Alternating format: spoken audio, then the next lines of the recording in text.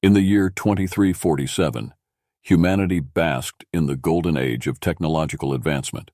The Global Defense Network, GDN, Earth's latest marvel, was a tapestry of satellites, ground-based lasers, and AI-controlled drones, woven together by the most sophisticated algorithms known to man. It was designed not only to protect Earth from asteroids and comets, but also to detect and neutralize any extraterrestrial threat. The system's unveiling was marked by a grand celebration, broadcasted universally across human colonies from Mars to the moons of Jupiter. The mastermind behind the GDN, Dr. Lena Mercer, stood on the podium during the inauguration, her voice echoing through millions of speakers across the solar system.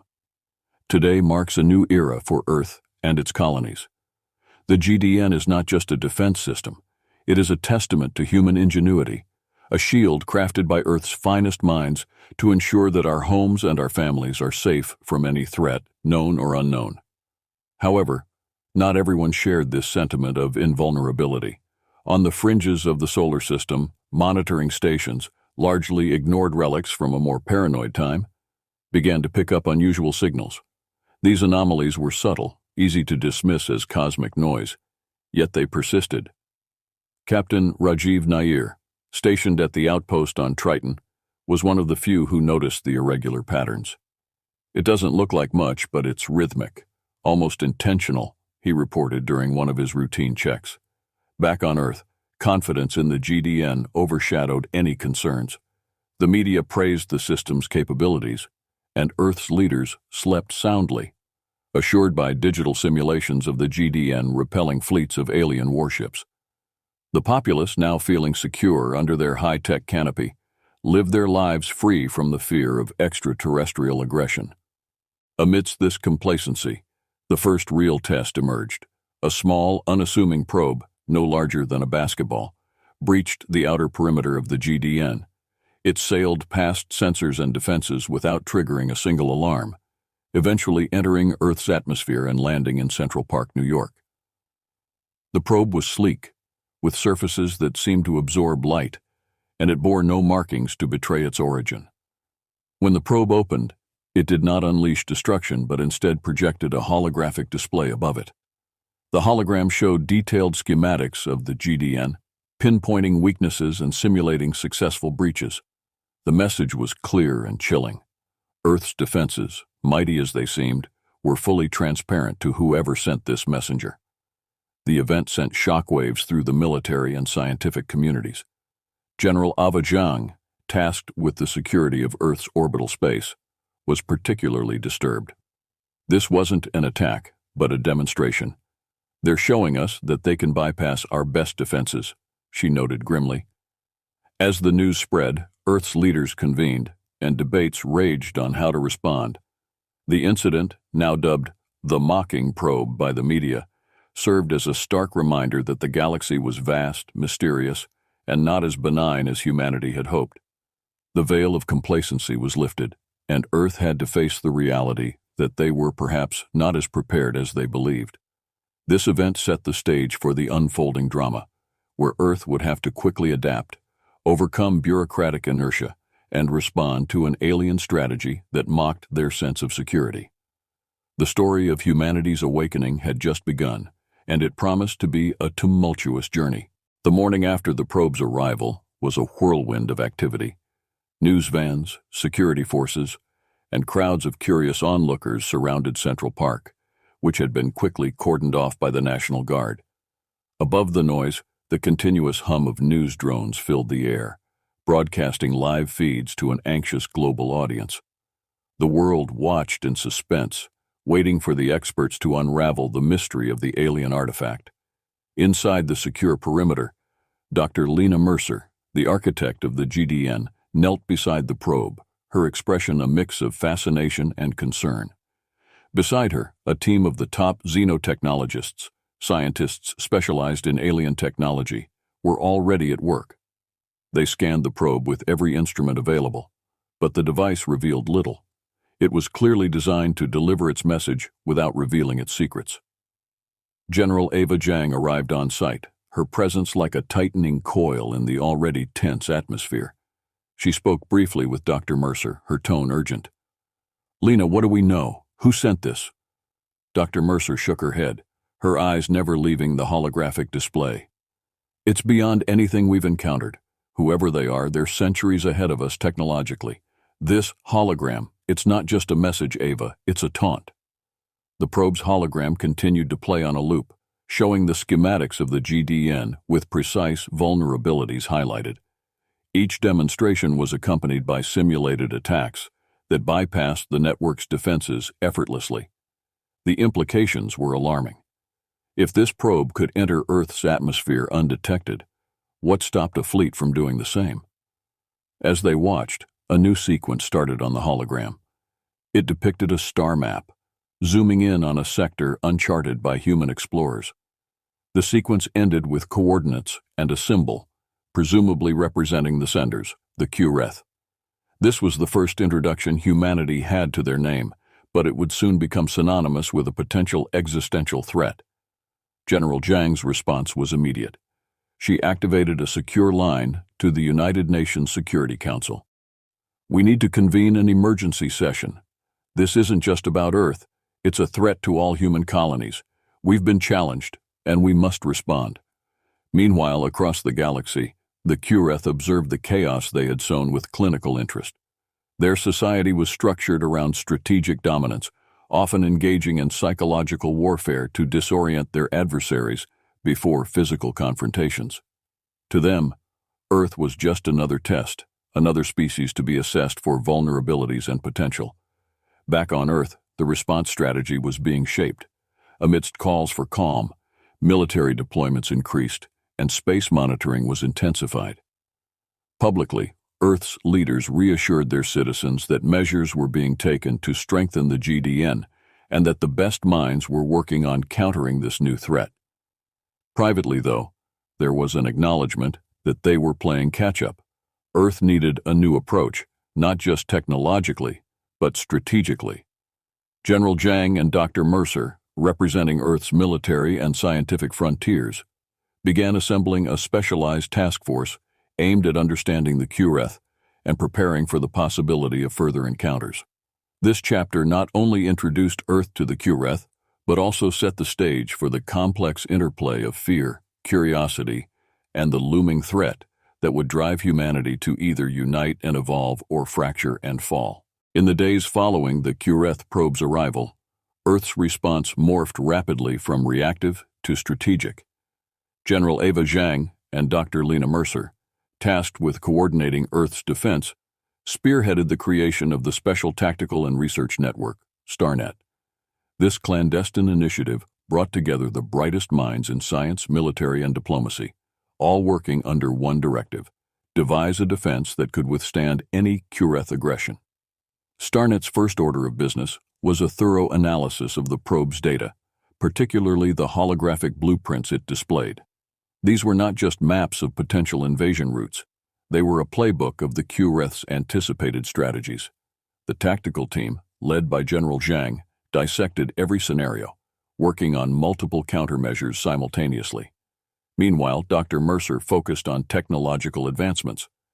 The initial breach by the probe had revealed significant gaps in the GDN's detection capabilities.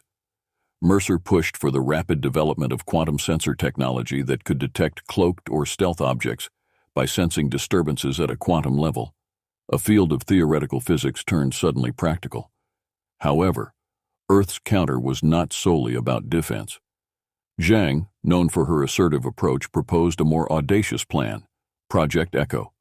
The idea was to use the probe's technology, reverse-engineered by Dr. Mercer's team, to send a message back to the Qreth, showing that Earth could not only defend itself but also reach out into the stars with its capabilities. The international community was initially hesitant. The political ramifications of such an aggressive response were debated heatedly in the United Nations. Diplomats worried about provoking a full-scale war with a species about whose numbers, capabilities, and empire nothing was known. It took several closed-door sessions, expert testimonies, and a stirring speech by General Zhang about the need for a show of strength to rally the necessary support. With a green light for Project Echo, the scientific team embarked on a rapid development phase. The core of the project was a high-power transmission device capable of sending signals deep into space, beyond the solar system, using the same frequency spectrum as the QRETH probe. Parallel to this, a psychological operations team worked on crafting a message. This message was dual-layered. One layer conveyed a plea for peaceful coexistence and mutual respect, while another layer subtly showcased Earth's readiness to defend itself. The underlying theme was clear. Earth would prefer peace, but was ready for war. 3 weeks after the probe's arrival, Project Echo was ready. The transmission device, set up in the quiet expanse of the Mojave Desert, beamed Earth's response into the cosmos. The event was broadcast live, with Dr. Mercer explaining the science and General Zhang outlining the strategy. It was a moment of unprecedented unity for Earth's diverse populations, watching as their planet spoke into the void of space. As the signal journeyed across the stars, Earth waited anxiously for a reply. The implications were enormous. This could either begin a dialogue between civilizations or escalate into a conflict spanning the stars. Regardless of the outcome, Earth had demonstrated its capability to respond to threats, not just with military might, but with the combined force of its scientific ingenuity and strategic intellect.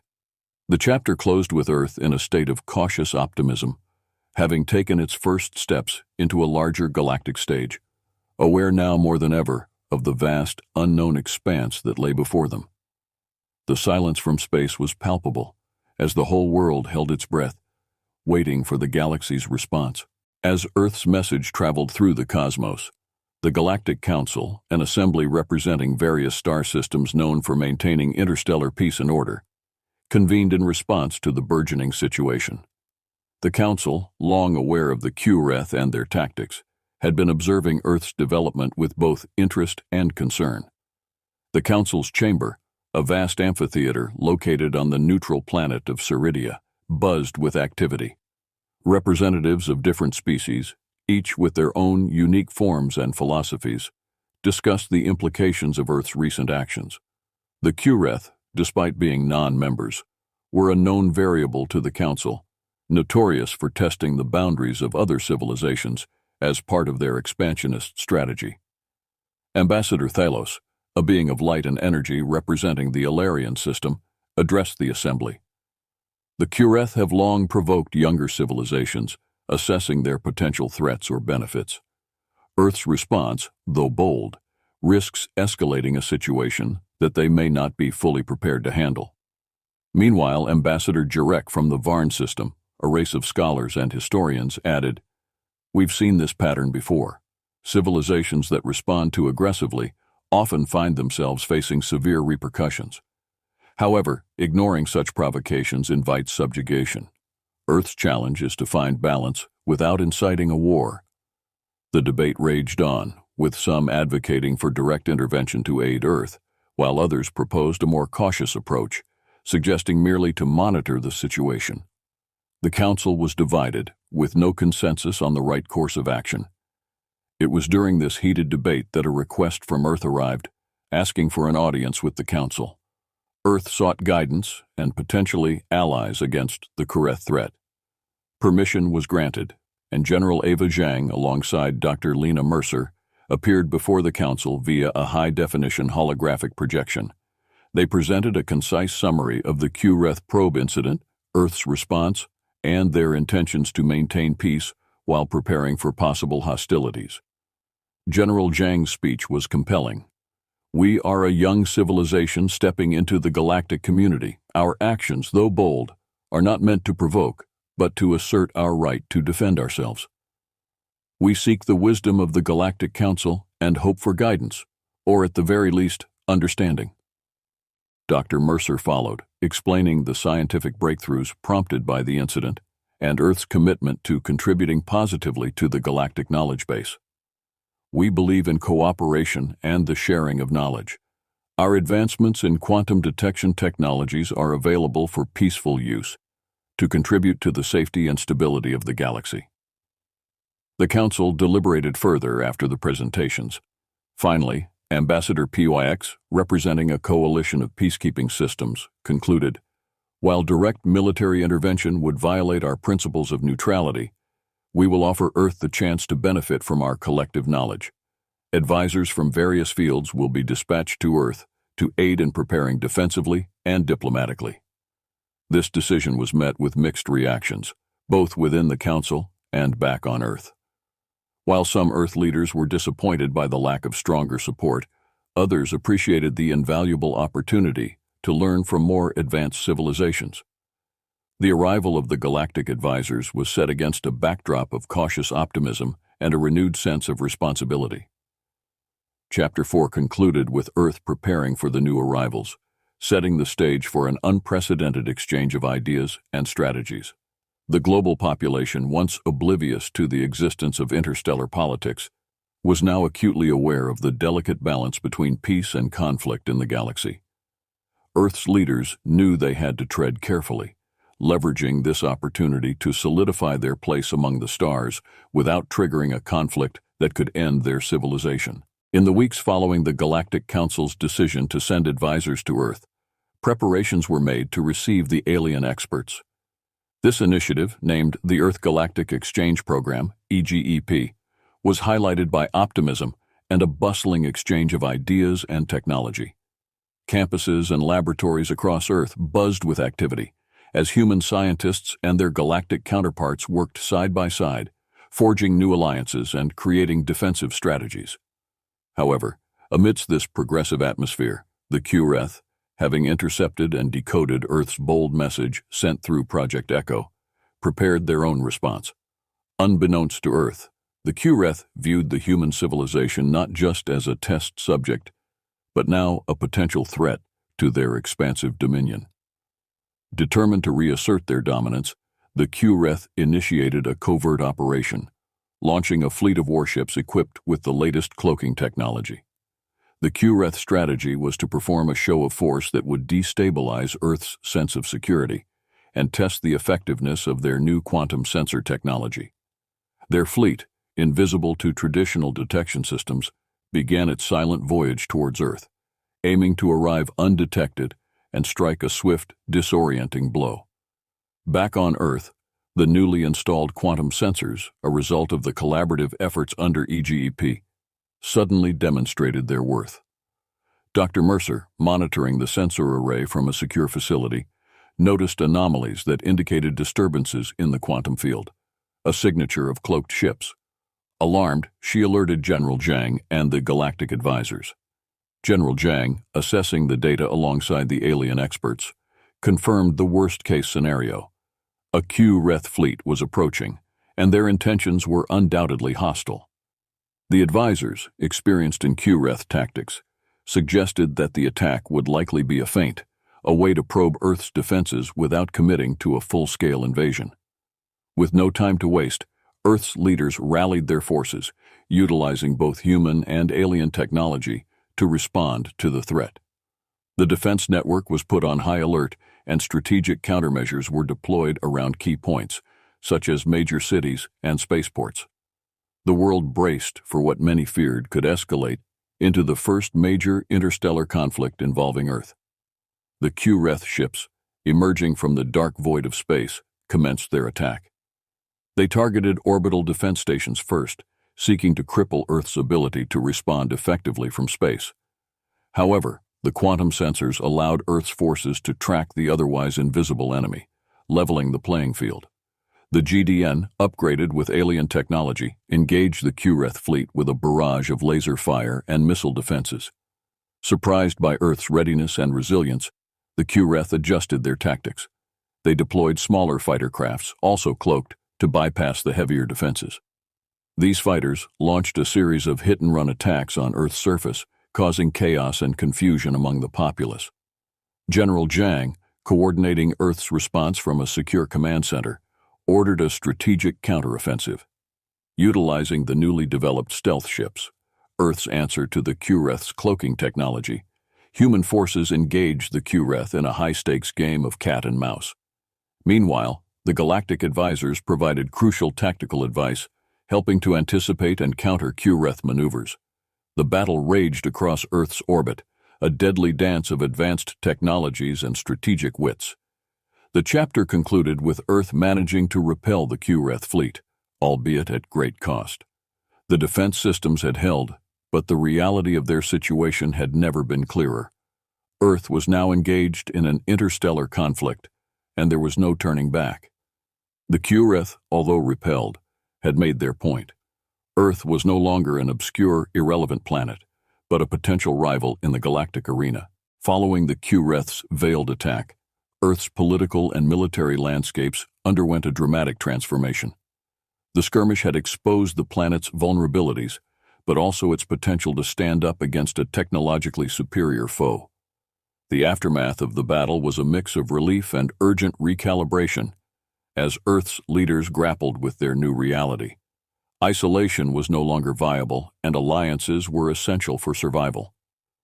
General Ava Zhang, recognized globally for her leadership during the Qreth attack, spearheaded an initiative to strengthen Earth's ties with other civilizations. The initiative, called the United Defense Pact, UDP, aimed to formalize alliances with other systems and share defensive resources and technologies. Zhang, along with a delegation of Earth's top diplomats and military officials, embarked on a diplomatic tour to several key planets within the Galactic Council's influence. Meanwhile, Earth's public sentiment towards extraterrestrial alliances had shifted significantly. The populace, once skeptical of external involvement, now largely supported the UDP, understanding the necessity of interstellar cooperation for security. Media outlets ran stories highlighting the heroics from the battle and the benefits of the Earth Galactic Exchange Program, fostering a sense of galactic solidarity. The first stop on the diplomatic tour was the planet Kryn, known for its advanced energy technologies. The Krynians, having observed Earth's resilience against the Qreth, were initially cautious but ultimately receptive. They agreed to share energy shielding technology, which could significantly enhance the GDN's defensive capabilities. Next, the delegation visited the aquatic world of Aquaria, whose inhabitants were experts in biological warfare and underwater combat. The Aquarians, understanding the strategic advantage of broadening their alliances, offered training in unconventional warfare and biological defenses, crucial areas that had been overlooked in Earth's military strategies. Each planet visited brought new agreements, slowly weaving a network of mutual defense and cooperation. However, the journey was not without challenges. Some systems remained hesitant, concerned about provoking the Qreth further, or committing to a conflict that seemed distant to their immediate concerns. The turning point came during a summit on the neutral moon of Paxos, where representatives from undecided systems gathered. General Zhang, in a powerful address, emphasized the interconnected nature of their security. The Qreth have shown that they do not discriminate in their aggression. Today it is Earth. Tomorrow it could be any of you. Our fates are linked, not just by proximity, but by the shared threat that looms over us all. Moved by her plea, and influenced by the success of Earth's recent defenses, more systems signed the UDP. This collective commitment marked a significant shift in the galaxy's political dynamics, establishing a formidable coalition ready to stand against the Qreth. As Earth's new alliances took shape, Dr. Lena Mercer worked tirelessly to integrate the varied technologies from their new allies into the GDN. Quantum sensors were enhanced, energy shields were erected around key cities, and new combat training programs were initiated, blending human and alien tactics. Chapter 6 closed with Earth no longer the isolated newcomer in galactic politics, but a pivotal member of a growing interstellar alliance. This unity was not just a military necessity, but a symbol of Earth's emergence as a significant galactic entity. The chapter ended with the coalition's forces, human and alien alike, training together under the newly risen banners of the United Defense Pact, preparing for any future conflicts that might threaten their shared peace. The formation of the United Defense Pact, UDP, marked a new era of cooperation and military readiness among its member civilizations. Earth, once on the periphery of galactic affairs, had become a central figure in shaping interstellar defense strategies. The UDP's collective focus soon proved necessary, as intelligence reports, enhanced by shared technologies and scouting missions, indicated a massive Kureth fleet amassing just beyond the outer reaches of the solar system in the Oort cloud. This looming threat galvanized the UDP into action. General Ava Zhang, now a respected figure in galactic military circles, was appointed as the commander of the coalition forces. The battle strategy was to use the Oort cloud's dense and chaotic field of comets and icy bodies as a natural defense and ambush point. The Kureth, confident in their numerical and technological superiority, were not expecting a well-coordinated resistance embedded within such challenging terrain. Preparations for the confrontation were extensive. Earth's engineers and scientists, alongside their allies, retrofitted ships with advanced cloaking and shielding technologies derived from Crinian energy systems. Aquarian bioengineers developed specialized biological agents designed to disrupt Kureth biomechanical interfaces, a tactic intended to level the playing field. As the Kureth fleet approached, the UDP forces remained hidden behind the natural debris and icy bodies of the Oort cloud, their presence masked by the advanced stealth technologies. The Kureth, confident and undeterred, entered the cloud, their ships navigating the dense field with a precision that spoke of their advanced navigational capabilities. The battle commenced with a surprise assault by UDP forces. Stealth fighters, piloted by elite teams from Earth and various allied planets, launched a coordinated strike on the Kureth flagship, which housed their command and control systems. The initial attack was successful, catching the Kureth off guard and causing significant damage to their flagship. Simultaneously, the main UDP fleet engaged the Kureth forces in a full frontal assault. The battle was fierce, with intense exchanges of energy fire and tactical maneuvers among the asteroids and ice bodies. The Kureth quickly regrouped, unleashing their formidable arsenal. However, the UDP's diverse tactics, a blend of technology and strategies from multiple civilizations, created a dynamic defense that the Kureth struggled to counter. General Zhang directed the battle from her command ship, maneuvering her forces with strategic acumen that utilized the full capabilities of the UDP's integrated technologies and collective military experience.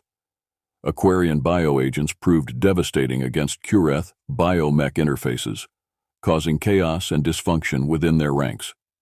The turning point came when Dr. Lena Mercer, aboard a science vessel, implemented a newly developed quantum pulse that disrupted the Kureth's cloaking technology, revealing their hidden ships to the entire UDP fleet. Exposed and vulnerable, the Kureth fleet faltered under the sustained offensive. After hours of relentless combat, the Kureth began to retreat, their fleet severely diminished and morale broken. The UDP pursued, ensuring that the Kureth could not regroup or counterattack, pushing them back beyond the boundaries of the solar system. The Battle of the Oort cloud ended with a decisive victory for Earth and its allies. It was a testament to the strength of unity and strategic collaboration across civilizations. The Kureth, once feared as unstoppable conquerors, had been repelled by a coalition of once disparate races united under a common cause.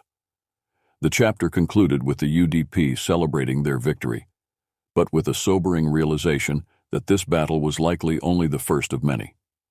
The victory had secured Earth's place in the galactic community and reaffirmed the importance of the alliances within the UDP.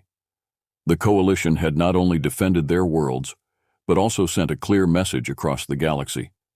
Together, they were a formidable force capable of protecting their peace and freedom. In the aftermath of the Battle of the Oort cloud, Earth and its UDP allies found themselves at a crossroads. The victory had been sweet, but the reality of ongoing vigilance and preparedness for potential future conflicts weighed heavily on all. As debris from the battle drifted silently through space, the UDP took stock of their losses and gains, focusing on the lessons learned and the path forward. The immediate days following the victory were filled with both celebration and solemn memorials. The coalition mourned the brave souls lost in the conflict, and celebrations were tempered with reflections on the cost of war. Earth, having been a focal point of the conflict, hosted a series of interstellar peace talks. Representatives from across the UDP and other neutral systems gathered to discuss not only the recent victory, but also the strategies for long-term peace. General Eva Zhang, hailed as a hero, took a leading role in these talks. Her experience and leadership during the battle positioned her as a strong advocate for continued unity and preparedness. "Let this victory be a foundation, not just a memory," she urged the assembly. "We must build on it, reinforce our defenses, and expand our alliances. The galaxy is vast, and our peace is fragile." Meanwhile, Dr. Lena Mercer focused on the technological advancements that had proven crucial in the battle. The integration of different technologies from various civilizations had been a game changer, and Mercer advocated for the establishment of a new interstellar research and development organization. This entity would not only enhance defensive technologies, but also foster cooperative innovation for peaceful applications, promoting a deeper integration of the diverse scientific communities across the galaxy. The Galactic Council, recognizing the shift in galactic dynamics, proposed the Galactic Defense Initiative, GDI, an extension of the UDP focused on maintaining the balance of power and preventing future conflicts. The initiative was designed to include not just military strategies, but also diplomatic and economic policies that would discourage aggression through mutual dependence and shared prosperity. On Earth and other allied worlds, reconstruction efforts were paired with significant upgrades to defense infrastructures. The experiences from the battle had provided invaluable data, which was used to refine and advance the defense systems. Quantum detection fields became a standard installation on all member planets, and joint military training exercises became regular events, maintaining the readiness that had been crucial in their victory. Culturally, the battle and subsequent alliance had a profound impact. Interstellar cultural exchanges flourished, with art, music, literature, and ideas flowing freely between worlds. This renaissance of galactic culture helped to cement the bonds formed during the conflict, creating a shared identity that went beyond individual species and systems. The chapter and the saga concluded with a grand ceremony on Earth, commemorating the anniversary of the Battle of the Oort Cloud. General Zhang and Dr. Mercer, alongside leaders and representatives from across the galaxy, unveiled a monument not just to the battle, but to the unity it had forged. The monument, located near the United Nations headquarters, featured symbols and inscriptions from all the UDP member civilizations, standing as a testament to their shared commitment to peace and cooperation. As the leaders looked out over the assembled crowd, a mixture of countless species and cultures, the message was clear. Through unity, they had not only survived, but thrived. The galaxy was vast, filled with unknowns and potential threats, but as long as they stood together, they could face whatever challenges the future might hold. This story of resilience and unity offered not just a conclusion to the conflict, but a hopeful outlook on the future of interstellar relations.